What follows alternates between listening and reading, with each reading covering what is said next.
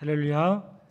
오늘 예배 가운데 함께 하신 우리 성도님들과 또 영상으로 함께하는 모든 이들에게 하나님의 은혜와 평강이 또 축복이 가득하기를 간절히 축원합니다. 우리 옆에 분들하고 한번 또 인사해 보겠습니다. 앞뒤 좌우로 인사해 보겠습니다. 참 반갑습니다. 참 잘 오셨습니다. 이렇게 한번 인사해 보겠습니다. 네.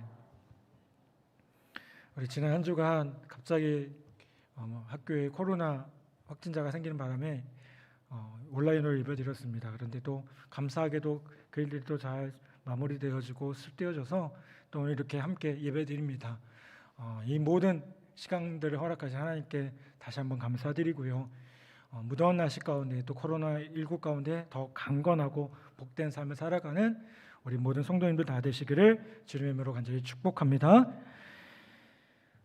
저는 여행을 좋아합니다. 사실은 제가 취미가 하나 있는데요, 사진 찍는 걸 좋아합니다. 그래서 기회가 되는 대로 멋있고 또 아름다운 곳을 찾아서 여행을 가서 사진을 찍는 걸 좋아합니다. 결혼하고 나서는 좀 많이 아무래도 하지 못하는 입장이지만 혼자 살 때는 참 많이 그랬던 것 같습니다. 그런데 여행을 하다 보면 고민하는 것이 있음을 보게 돼요. 물론 이렇게 여행에 있어서 눈의 즐거움도 중요하지만 뭐의 즐거움도 필요할까요? 입의 즐거움도 필요하지 않겠습니까? 음식을 먹어야 하는데 어디가 맛있는 집인지 알 수가 없다는 겁니다. 요즘에는 핸드폰으로 다 검색해 보면 나오죠. 여기가 맛집이다. 여기가 맛집이다. 그런데 여러분 잘 아시는 것처럼 그 정보가 잘 안 맞기도 하더라고요. 왜냐하면 그 업체에서 올리는 경우들이 있고 돈 주고 그런 것들을 올리는 경우가 있어서 잘 안 맞기도 한 것을 보게 됩니다. 어느 분이 그 맛있는 음식점을 보면 몇 가지 특징이 있다라는 글을 올린 적이 있어요. 첫 번째로는요, 그 식당 앞에 차가 많은 집이 맛있는 집이랍니다. 동의가 되세요? 맛있는 집이니까 당연히 차가 많겠죠, 그렇죠? 두 번째로는 식당을 홍보하는데 이것저것 많이 적어놓은 집보다 한두 가지 전문으로 하는 집이 더 맛있다는 겁니다. 그리고 마지막으로는 어떤 집이 맛있을까요? 기왕이면 원조라고 붙어져 있는 집이 맛있답니다. 물론 다들 자기가 원조라고 하지만 그 중에서 정말 원조인 집이 있잖아요, 그렇죠? 제가 저 강원도 화천에 있을 때 춘천에 보면 춘천 닭갈비집이 있거든요. 많잖아요. 근데 그 중에 원조집이 분명히 있더라고요. 거기 가면 정말 맛있습니다. 여러분, 그런데 왜 원조라는 식당이 맛있을까요? 그건요, 이 원조 식당만이 갖고 있는 오랜 역사와 나중 식당들이 따라하기 어려운 그 오리지널의 맛이 있기 때문에 그렇습니다. 원조는 언제나 나중 것들의 기준이 되는 것을 보게 됩니다. 오늘 말씀을 보면요, 우리의 믿음의 원조가 되는 아브라함의 믿음에 대해서 이야기하고 있습니다. 아브라함은 뭐라고 불립니까? 믿음의 조상이요, 믿음의 원조라고 불립니다. 그렇다면 아브라함이 어떤 믿음을 가졌기 때문에 원조라고 불릴 수 있었겠습니까? 아브라함의 믿음은 먼저 순종하는 믿음이었어요. 한번 따라서 해보겠습니다. 순종하는 믿음. 8절 말씀 보면요, 부르심을 받았을 때라는 표현이 나옵니다. 아브라함은 부르심을 받았을 때. 근데 이 표현은 시제상 보면, 우리 영어도 보면, 영어 시간에도 보면 시제가 나오잖아요. 이게 현재 분사라고 합니다. 그래서 뒤에 나오는 순종함으로, 순종하여라는 그 동사와 연계되어져서 아브라함이 부르심을 받았을 때 뭐냐면 즉각적으로 순종한 것을 나타내고 있습니다. 동시에 8절에 보면 그가 갈 바를 알지 못하고 고향을 떠났다라고 말씀합니다. 갈 바를 알지 못하고 나아갔다. 즉 아브라함은요, 어디로 가는지 알지 못하고 간 거예요. 그에게 어디로 가느냐가 중요한 것이 아니었다는 겁니다. 그러면 무엇이 중요했을까요? 아브라함이 즉각적으로 순종한 것, 순종이 더 중요했다는 겁니다. 여러분, 아브라함에게 믿음은요, 즉각적인 순종이었습니다. 이런 순종하는 믿음으로 그는 믿음의 원조가 될 수 있었다는 겁니다. 아버지가 심부름을 시키면 늘 나중에 할게요 라고 습관적으로 일을 미루던 아들이요, 군대에 갔답니다. 그리고 휴가를 나왔는데요, 이 아들이 완전히 달라졌대요. 그래서 아버지가 묻습니다. 너 군대에서 도대체 뭘 배운 거냐? 정말 군대 가더니 철 들었냐? 이렇게 물어본 거예요. 근데 이 아들이 이렇게 대답을 했답니다. 예, 아버지, 지금 당장 순종하는 것을 배웠습니다.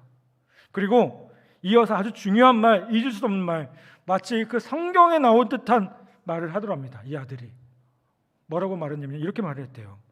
순종을 미루는 것이 불순종인 것을 깨달았습니다. 야, 멋있죠, 그렇죠?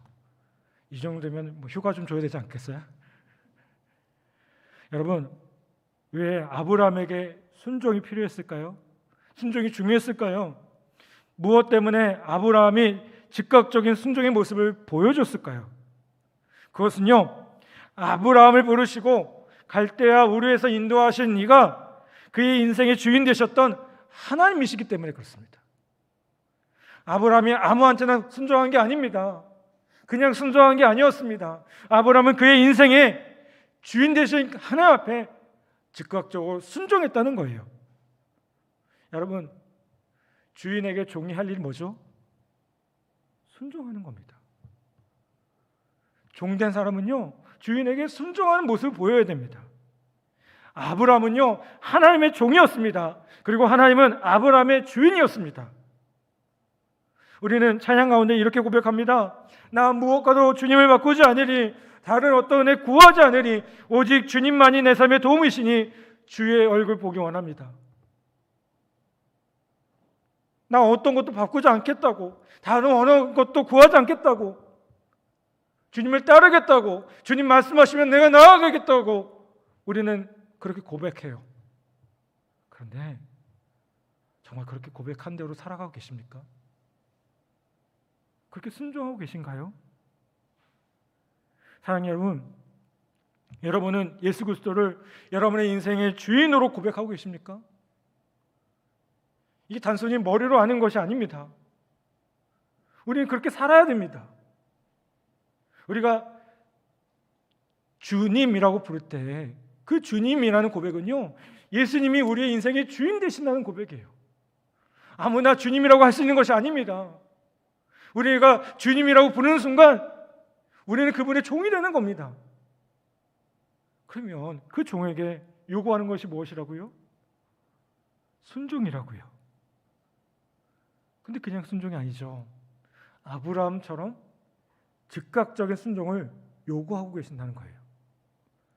사랑하는 여러분, 이게 쉽지 않은 요구입니다. 그런데 아브라함의 믿음의 모습을 보면 아브라함이 믿음의 조상이요 믿음의 원조라고 불렸던 그 첫 번째 이유가 무엇이냐면 바로 이 순종의 모습이 있었다는 겁니다. 두 번째로는 아브라함의 믿음에 어떤 모습이 있었느냐? 희생하는 믿음의 모습이 있었어요. 한번 따라서 봅시다. 희생하는 믿음. 여러분, 왜 그럴까요? 아브라함에게 있어서 고향을 떠나는 것 자체가 뭘까요? 희생이에요. 아브라함은 본래 그 고향이 갈대아 우르였다고 성경은 기록하고 있습니다. 갈대아 우르 지역은요, 지금의 이라크 남부 고대 유프라가 된 강 유역에 위치한 도시였습니다.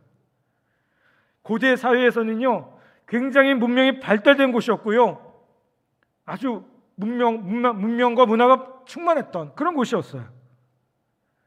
가나안 땅이 우리 성경에 뭐라고 나오냐면 적과 꿀이 흐르는 땅이라고 나오지만 아직 아무것도 개발되지 않는 그 땅은 우르에 비하면 황무지였어요. 그만큼 갈대아 우르라는 땅은 아주 잘 발달된 비옥한 땅이었다는 겁니다. 그리고 9절에 보면 뭐라고 합니까?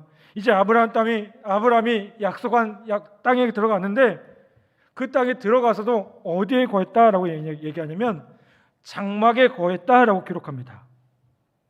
여러분, 이 장막이라고 해서 멋있게 느껴질 수 있을지 모르겠지만 이건 장막은요, 정식집이 아닌 거예요. 영어 성경 보면 텐트라고 표현되어 있어요. 텐트. 여러분 아시잖아요. 이 텐트에서 지내는 게 좋습니까? 텐트에서 지내는 게 좋으신가요?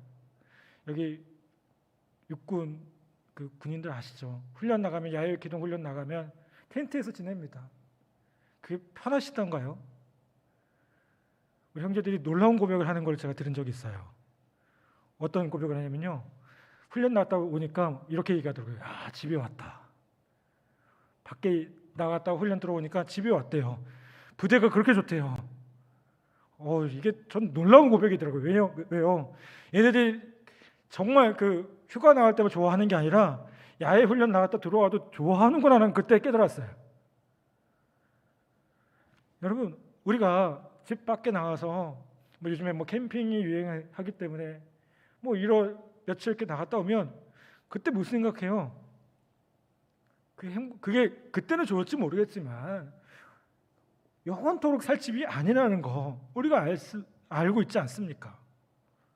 여러분, 아브라함은요 바로 그런 모습으로요 사막 생활을 했고요, 가나안 땅에 들어간 후에도 한동안은 그런 삶을 살았다는 거예요. 성경에 보면 거류했다라는 단어가 나옵니다. 거류하여라는 말이 나오는데요, 이 단어는요 나그네처럼 거한다, 나그네처럼 산다라는 뜻을 가지고 있어요. 아브라함은 고향을 떠난 순간부터 무슨 생활을 한 거예요? 정착하지 않는 나그네 생활을 한 거예요. 그것은 고난이었고 희생이었던 겁니다. 그런데 중요한 건요, 아브라함이 믿음 때문에 행복한 나그네의 삶을 선택했다는 거예요. 여러분, 아브라함에게 무엇을 소유하느냐? 이건 중요하지 않았습니다. 하나님과 함께하는 그 시간들이, 그것이 가장 중요했고 가장 좋은 것이었어요. 하나님이 그의 기업이었고 상급이었고 재산이었습니다. 그의 행복은 손에 쥔 자산을 헤아리는 것이 아니었습니다. 그의 행복은요 하나님과 교제하는 것이었습니다. 그의 하루 일과 중 최고의 시간은 무엇이었을까요? 하나님과 기도로 교통하며 그분의 음성을 듣는 시간이었다는 거예요. 이 같은 교제로 아브라함이 얻은 별명이 무엇이었느냐? 야고보서 2장 23절을 보니까 그는 하나님의 벗이었다라는 별명을 얻게 돼요. 벗이 뭐죠? 친구잖아요, 친구. 하나님의 친구라는 거예요. 여러분 생각해 보십시오. 하나님의 친구, 이것보다 더 영광스러운 별명이 어디 있겠습니까? 이름이 어디 있겠습니까? 아브라함은요 믿음 때문에 많은 것을 희생했습니다. 그러나 저물려 조용한 미풍이 뺨을 스칠 때 하나님께 기도하면서 너는 내 친구란다 하는 그분의 음성을 듣는 순간 아무것도 잃어버린 것이 없다고 느꼈을 겁니다. 아브라함은 고향을 떠나면서 정다운 친구들을 잃었고 정들었던 가족과 친척들을 떠나야 했습니다. 그러나 밤중에 빛나는 사막의 별을 보면서 하나님과 대화하는 중에 너는 내 친구란다, 그분이 속삭여 주실 때 결코 외롭지 않다고 느꼈을 겁니다. 고향을 떠날 때 안락한 집을 포기한 그는 광야 생활하는 동안 하늘이 보이는 천막에서 한밤에 한기를 피해야 했을 겁니다. 그러나 아침에 떠오르는 아름다운 태양을 바라보며 기도하는 동안 너는 내 친구라 한다라는 그 주님의 음성을 들을 때 그는 결코 인생이 춥지 않다고 느꼈을 겁니다. 그 희생은요 상급이 되었다는 겁니다. 여러분, 아브라함은 믿음으로 기쁘게 희생할 수 있었습니다. 믿음은 희생입니다. 이건요 짜증나고 힘든 것이 아니라 즐거운 것입니다. 여러분, 교회에서 섬김, 희생, 봉사 이런 거 얘기하면 부담부터 가는 분들 계셔요. 물론 부담이 되죠. 왜 안 되겠습니까? 그런데 단순히요 그것이 우리에게 부담만 주는 것이 아닙니다. 왜요? 우리 안에 그 주님이 역사하시고 함께 하시는데 우리에게 그저 부담만 되는 것이 아니라 그것이 우리에게 기쁨이 될 수 있다는 거예요. 여러분, 너무 희생을 두려워하지 않기 바랍니다. 너무 인생을 계산적으로 살지 않기 바랍니다. 아브라함이 계산했더라면 갈대아 우르를 떠날 수가 없었습니다. 떠나지 않았다면 그가 오늘의 우리에게 기억되고 존경받는 믿음의 선배, 믿음의 원조가 될 수 없었을 것이라는 거예요. 여러분, 결과적으로 볼 때 아브라함이 잘 떠난 걸까요? 못 떠난 걸까요? 잘 떠난 거예요. 그렇죠? 여러분, 우리에게도 이런 결단이 필요합니다. 천국에서 주님 뵙는 날 제일 부끄러운 인생이 있다면요, 그 무엇이겠습니까? 주님을 위해 주님 때문에 희생한 것이 아무것도 없는 인생 아니겠습니까? 우리 주님 뵐 겁니다. 주님이 뭐라고 하시겠습니까? 우리가 주님 앞에 무엇을 자랑하겠습니까? 아무것도 희생한 것이 없는데. 여러분, 그때 부끄러움 당하지 않아야 되지 않겠습니까? 여러분, 오늘 우리의 모습 가운데 주님을 위한 희생과 또 수고의 모습들이 있다면 그것에 감사하며 그것을 기쁨으로 여길 수 있는 우리 모든 성도들 다 되기를 간절히 바랍니다. 마지막으로 아브라함의 믿음은 무엇이었느냐? 바라보는 믿음이었어요. 한번 따라서 봅시다. 바라보는 믿음. 10절 말씀을 보면 아브라함이요 장막 생활의 불편함을 감수하면서도요 믿음의 삶을 기쁨으로 살아갈 수 있었던 것은 하나님이 경영하시고 지으실 터가 있는 성을 보았기 때문이라고 말씀해요. 자, 본문에 보면 이 성이라는 단어는요 원문에 정관사가 붙어져 있어요. 그 말은 뭐냐면 그냥 단순히 그 성이 아니라 여러 가지 성이 아니라 그 성이라는 거예요. 그 성. 자, 여러분, 이 그 성은 뭘까요? 영원한 천국을 의미합니다. 어거스틴은요 이 본문에서 영광을 받아서 하나님의 도성이라는 책을 썼습니다. 여러분, 천국의 소망이 확실한 사람은요 이 땅에서의 안락한 삶에 너무 매달리지 않습니다. 왜요? 우리에게 천국이 있잖아요. 그것이 보장되어 있잖아요. 믿음은요 내일을 바라보는 겁니다. 믿음은요 천국을 바라보는 겁니다. 아브라함은 이 믿음으로 이 땅의 모든 고난, 모든 불편함, 모든 부족함을 이기고 승리할 수 있었다는 거예요. 아브라함은 이 땅에서의 삶이 나그네의 여정에 불과하다는 것을 분명히 알고 있었습니다. 그래서 그 성을 바라보면서 한 걸음 한 걸음 나아갈 수 있었다는 거예요. 초대교회 시대를 제외하고 기독교인들이 가장 거룩하고 경건하게 살았던 때를 얘기하려면 청교도 시대가 아닐까라는 생각이 듭니다. 이 청교도 신앙의 특징이 있는데요, 내세신앙 또 천국신앙이라는 그 신앙의 특징이 있습니다. 청교도 초기에 청교도 지도자 중에 한 사람이었던 존 브래드포트라는 사람이 있는데요, 이 사람은 죽기 전 5달 전에 투병 생활을 하면서 친구에게 편지를 씁니다. 근데 그 편지에 이런 내용이 나옵니다. 네, 비록 여기에는 부족함이 많으나 거기에는 풍요함이 있을 것이라네. 여기에는 굶주림이 있으나 거기에는 배부름이 있을 것이네. 여기에는 피곤함이 있으나 거기에는 안식이 있을 것이네.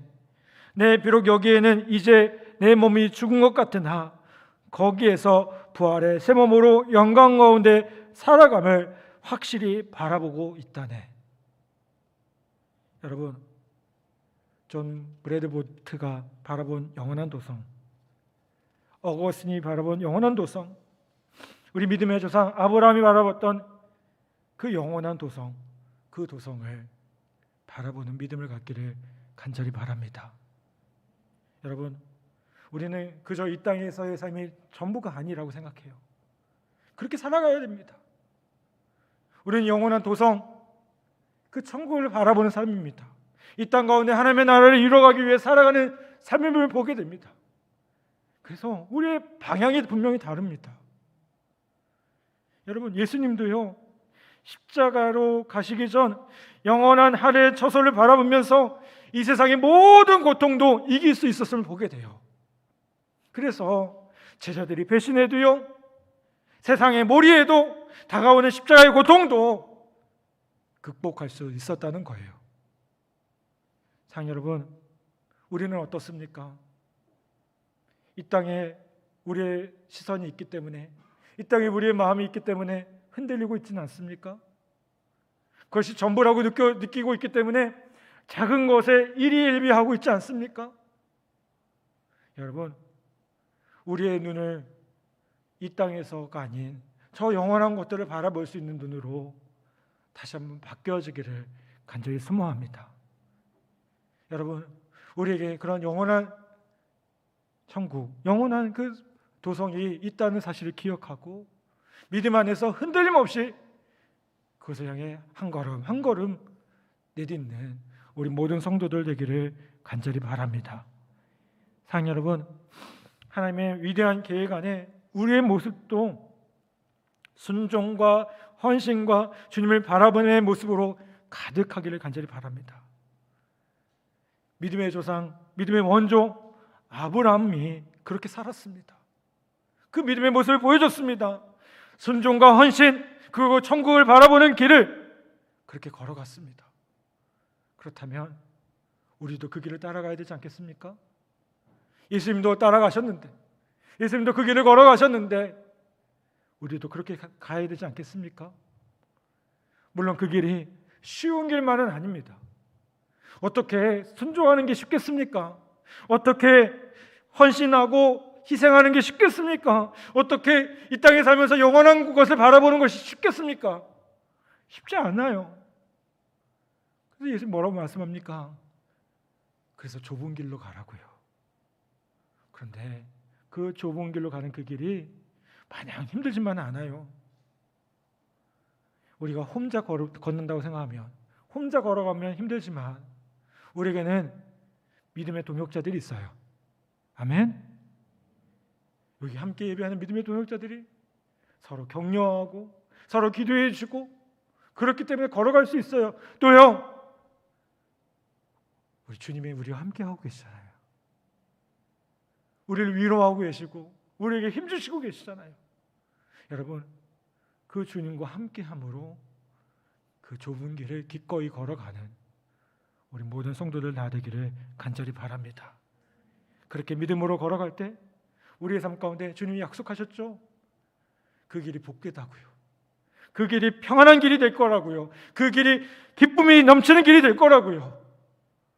여러분, 우리 그 주님의 은혜를, 그 약속들을 바라보며 오늘도 믿음의 길을 끝까지 걸어가는 우리 모든 성도들 다 되시기를 간절히 부탁을 드립니다.